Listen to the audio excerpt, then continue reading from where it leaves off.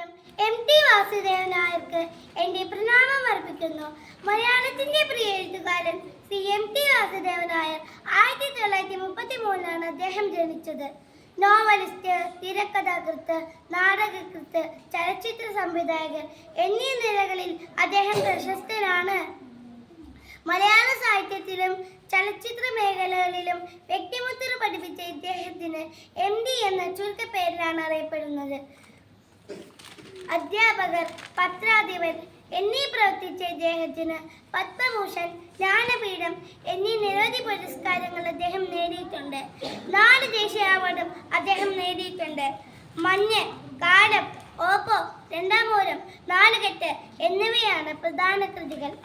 2024 December 26 മലയാളത്തിന്റെ ഇതിഹാസം നമ്മെ വിട്ടു പിരിഞ്ഞു. എം.ഡിക്കിനി ദീപ്തസ്മരണ. നന്ദി.